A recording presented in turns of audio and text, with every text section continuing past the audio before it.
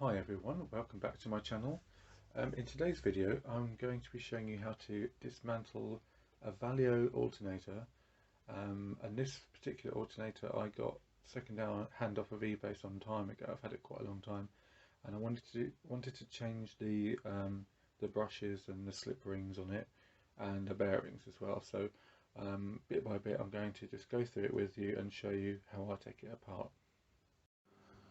Okay, so here is the alternator, and this is the part number, particularly for this one. And I'm going to start off by, I'm going to use just a roll of tape there to sit it on, so I can work on this side. And to start, I'm going to remove two screws. There's one there and one there, and they are where is it gone? 7mm, I think it is. 7mm, 7mm bolts holding that one. Okay, once they're undone, this lifts straight off. I'm just going to put that aside. Put the nuts in it here, and now we have the voltage regulator, which is here, and the two brushes are underneath this area here. This is held on by the same size bolt, one there, and a third one there. So I'm going to undo those next.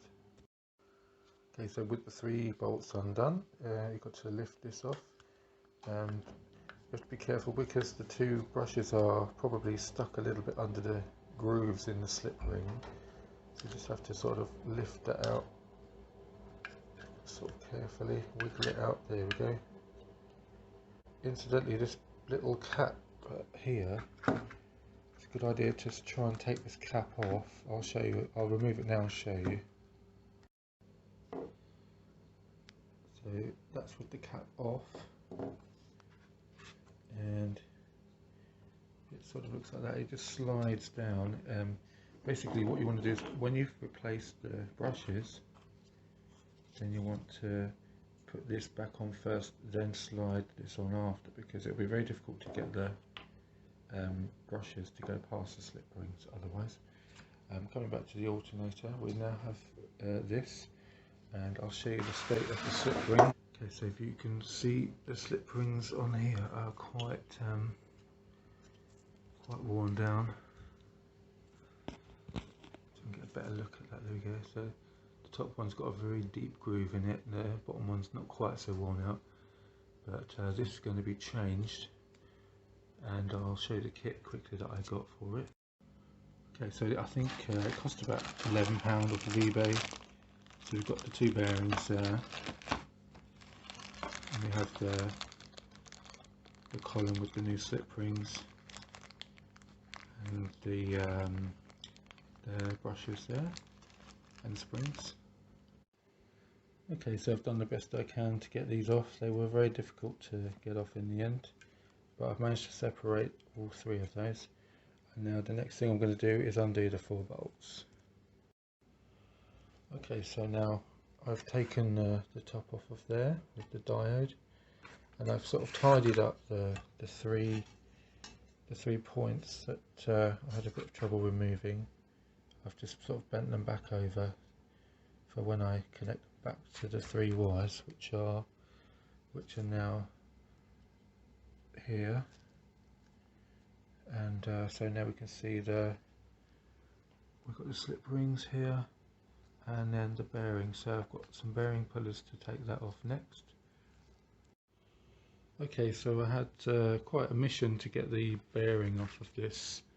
What I did is I bought a set of bearing pullers, and basically the claws were too thick to get underneath the I'll show you some that I've taken off. So that's the bearing puller, and that's the claw, and this is too large to get underneath the bearing to pull it up. So what I ended up doing was cutting off a piece of this on all 3 of the claws on the smaller one that I used. I'll show you here. Still got the bearing attached inside it actually. So yeah, had fun cutting off all 3 of those with a hacksaw because I don't have a grinder, and I don't have a Dremel or anything like that, so yeah, I just cut them off with a hacksaw. And yeah, I had to sort of even put the small ones on the larger bearing set, bearing puller set, in order to get them to go in far enough to go around it. It was very interesting, but I got there in the end, and there it is. It's off now. Okay, so the next step will be to remove this plastic shroud here, and then apparently you need to chip away this resin here and here, because the wire goes through here to there, and there's like a little clamp on both sides that holds the wire in. So you need to be careful not to cut through that as you remove this resin. So I'm going to very carefully chip that away now. Okay, so I've managed to get the slip rings off now. It took quite a long time to chip away all the resin and stuff in here, and it's left me actually with two very short bits of wire left to solder the new slip rings on. That one there, and this one here, if I can point to it, there it is. That's very short. I just hope it's long enough to do the job now, because I wasn't expecting it to be quite that short when I took this off. But a little trick to get that off, obviously it slides over the two grooves in that shaft there. So what I did is I put two sockets, well, two smaller sockets first, one either side, and I basically levered between them with two chisels like that. You probably could use two screwdrivers as well, so one that side and one that side, and then when you put them both next to each other, put them in, you've got something to lever against to push it up. And then so I got so far, then I swapped to two slightly larger sockets to then put it the rest of the way, and then it popped up quite easily after that, just like that. And now you can see nice and clearly how worn through the top ring is.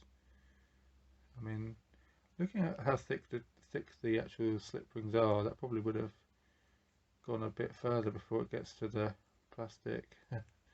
But I thought, yeah, I'm going to just change it all anyway. Okay, so the next step is to clean all of this up as good as I can. Okay, so the next step will be to try and take this center part out completely, so I can then change the bearing, which is in behind this.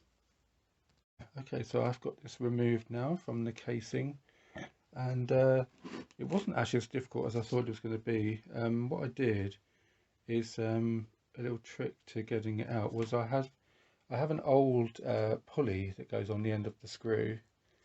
So what I did is I screwed that on sort of part way, so it wasn't done all the way down.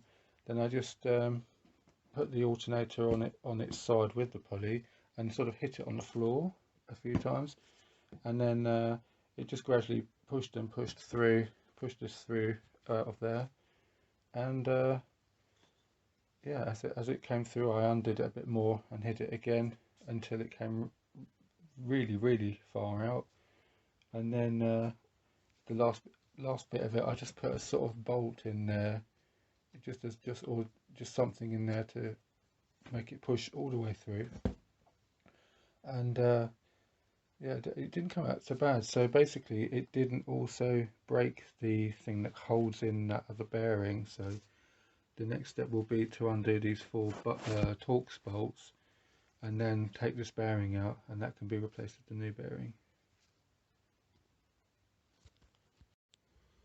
Okay, so the bearing went in okay in the back end of that. I actually used two G-clamps around either side of it to push the bearing right down. I even put a little smear of oil around the edges of that bearing to push it. It helped push it in. And then so once that went in, I put the cover back on with the four Torx screws to hold it down, and then put the central part here back in, and this bit went very easily, just slotted straight in without even having to hammer it in or anything at all. So the next step is to put the slip rings on, and when I look now at the bit of wire sticking out, I think it's going to be okay. I think it's going to reach okay for these parts, but I want to really carefully tap it down. So what I've done, I've got a socket, I think that's a spark plug socket, which fits quite nicely over there.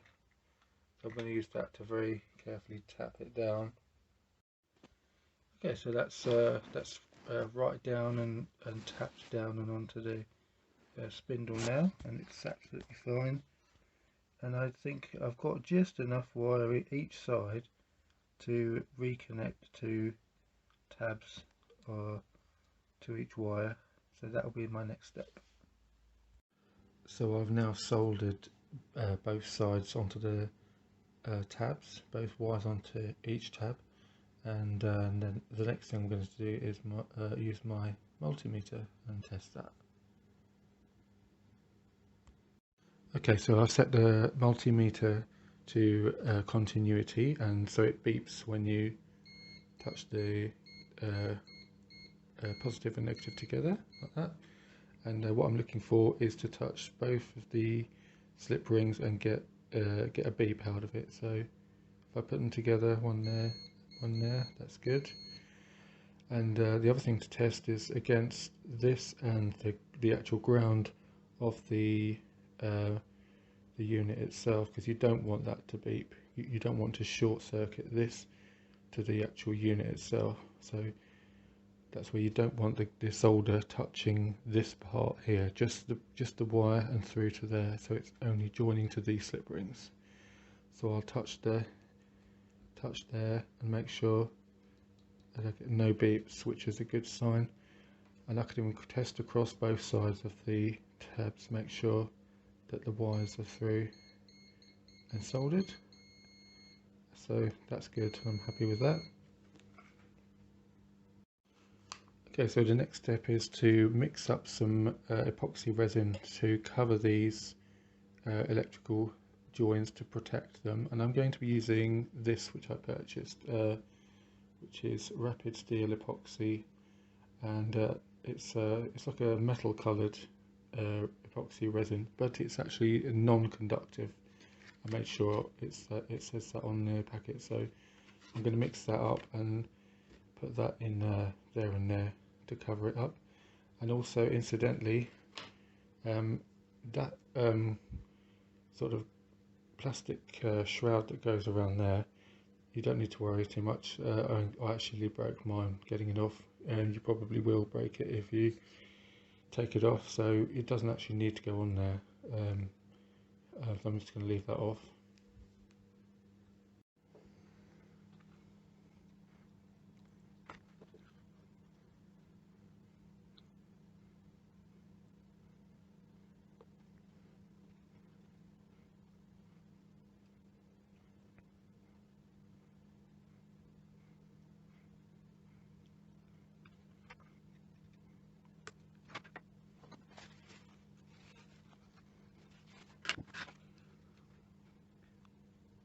I'm just making sure to really seal up the side, either side of where the wire goes through, because I want to make sure that nothing gets in there and damages the joins.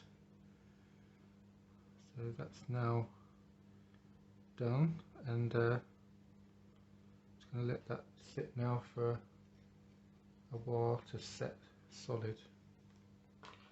That's quite easy to put together and mix up and put on there, so yeah, it's not bad at all. It was only about £3 for eBay, that packet of resin. I think I used about a third of each tube as well. Okay, so the resin has set nice and solid on the two connections there, and you can see set really tough, and that product worked really well, so I was very pleased with that. The next step will be to put the new bearing down on the shaft. It's important not to go all the way to the bottom when you tap it down, because it sits obviously inside the top of the top part of the alternator, which it sort of sits in there, when it's in. So what you can do is put this top part back on and use it as a sort of guide, and note how thick the hole is there, and to where it locates on the spindle as to how far it reaches here, and use that as your guide to tapping this down. And I'm actually going to use a couple of things. There's a shim that's on the front of the alternator which will go down quite well on there, so I'm going to use that. And also I've got a long socket there, which I used for something a long time ago. I think I used it for what did I use it for? It was oxygen sensor I used that for, but that will fit perfectly down to tap that down. So I'm going to do that next. Okay, so I have the bearing on now, and as you can see, there's a reasonable size gap between the bottom and where the bearing sits now. You can sort of it's a bit trial and error. I mean, you can try going so far down with it, don't go too far down past the slip rings, about, as you can see about here on the video, and then see if you can put the top back on, and if it doesn't go all the way down, you know you need to tap it a tiny bit further. But like I say, you don't need to go all the way to the bottom. There's certainly a bit of a gap there, and it's actually quite tight getting this bearing over the brand new slip rings. It was quite tight. Even from the very beginning, I had to hit quite hard on there to get it to slide down. I even put a little bit of oil inside it just to help it slide over. But I've got that this far now, all the way down, and like I say, I used this, which is part of this alternator. It comes off the other side, where the pulley is. So I used that to slot down there, and I used that socket, which fitted perfectly. So there was no danger of damaging the bearing as it goes on. You see, because it's pushing against the inner part of the bearing. So after I did that, I did just to double check. I retested the connection with the multimeter to see that these are still have continuity, which they do. So the next step now will be to replace the top half of this and screw it back together. So just before I put the two halves back together, I want to explain something about the three terminals that we took off at the beginning to get the top half and the diode off of the rest of the alternator. Obviously I had to clip all three of these. This one I managed to unfold a little bit, but generally this and this I had to clip off. And I was trying to think of a way to reconnect these so that you'd have a good join, you know, a good solid electrical connection. But also in the future, if you ever want to rebuild it again, that you could just maybe undo them or unclip them, or a bit easier again to make it easy to do the next time if you do it again. So I'm going to experiment with an idea I had with these spade connectors.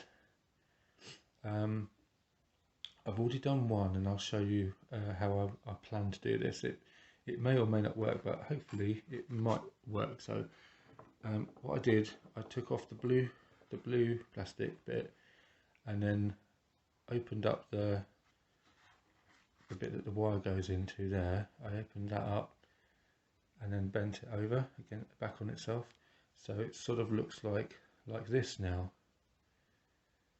So that's the spade part, and it's bent over, and now it's got a larger connection. So the plan was to then get these onto this part here, which I've actually bent this up a little bit to be able to slot it on. I'm probably gonna do the same with this one and this one, just to make it so I can slot these over. So I was going to sort of try and slot them over. I was sort of toying with the idea which way around to do it, so whether to do it that way around or the other way around. And then of course this part will then connect to the wire on here, you see, and then clamp around it. It's a bit hard to do it with one hand. Clamp around that and solder on there. So if I do that on all three, you know, that might make it easier to get these really well connected again. So I'm going to try that next. Okay, so once you've got the top back on and you've bolted the 4 bolts on, it's a good idea to give the center spindle a bit of a tap from the other side, and that just helps to settle the bearings in. So here's the result of my soldering onto the diode here. You'll have to excuse my messy soldering. I only had a 30-watt soldering iron, and to be honest, I could have done with a hotter one. But I think it's okay. I've checked; they're all quite solid. So if I go from this one first, this one still had a piece of metal connected, so I just used that and bent it round and soldered that on. This one, I've used my method of one of these spade terminals, which I bent over and connected both sides there. And this side I had a bit of a slight issue with, as I was trying to tidy the wire up, I actually snapped a bit of the length of it off. So I had to use my spade terminal on there, but I had to bend it downwards instead of upwards. It's a little bit hard to see really, but I just did it so the spade goes on there and then it goes down onto the wire there. But that's all very well soldered on now, solid, very solid, and I've checked with the multimeter. Okay, so the next step I'm going to do is try and remove the brushes from the voltage regulator, and the first thing to do there, I'm going to try and snip off these bits of metal that stick out from there.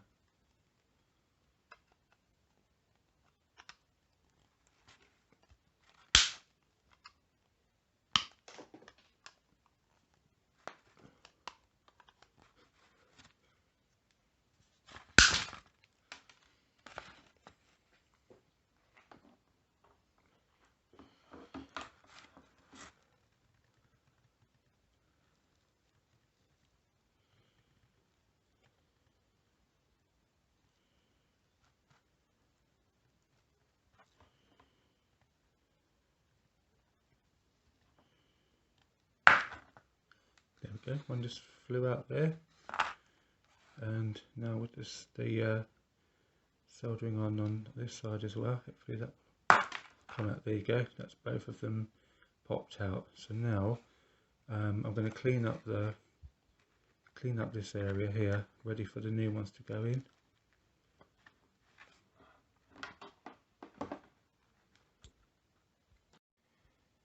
Okay, so what I've done now to tidy this up, I've just used a very fine drill to drill a hole in there and a hole in there. So that will be for the wires to come through for the new brushes. So I've put the first brush in here. So I put the spring in first, and then the brush, and then it's a good idea to straighten out that wire as best you can first, and also get the angle correct for the direction of the alternator, which way it's turning. So for instance, mine is turning against the slip ring in an anti-clockwise, so I want it to be angled this direction, so it's sort of pointing towards the direction it's turning. So my next step is obviously to solder this on, but in order to do that I need to put this brush in so far and then hold it there from the back end so I can solder it in place. But I don't have 3 hands to do that, so I've got an idea to hold it in place. So I put it so it's sort of in a certain way in there, and then I'll fold that back, and then I've got these which I've set so that it just will hold on to the wire. So it's like having an extra pair of hands to hold it for me. There we go. So now I can let go. That's in place, and now whilst that's being held on, I can solder that on now.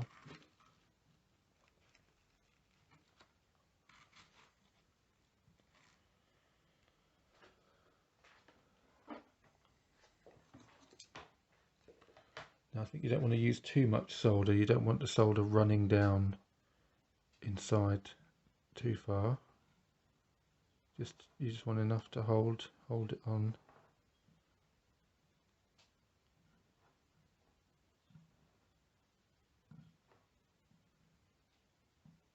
There we go. I think that's enough. I'll try a little bit more heat just to make sure it's all gone right together.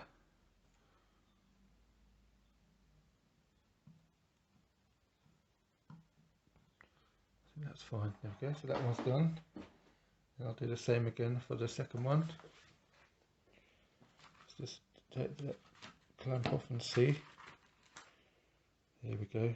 So I'll snip the excess wire off in a moment, but that's in now.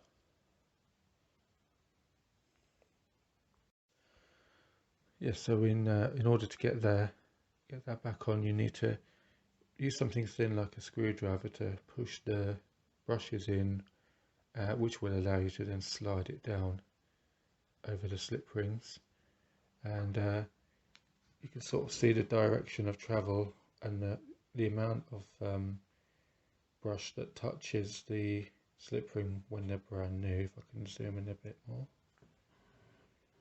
So if you imagine it's turning, if I can turn it, just to hold it, it's turning in that direction.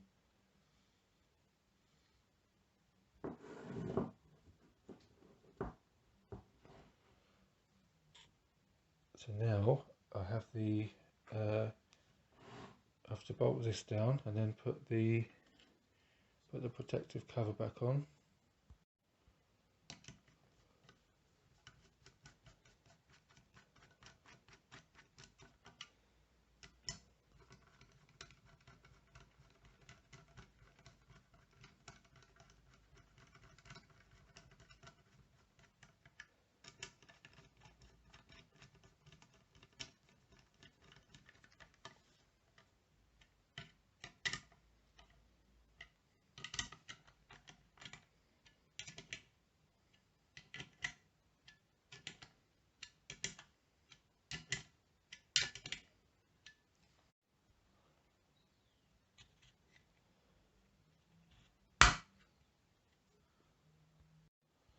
So this is now complete, and it's just time to put the top cover back on.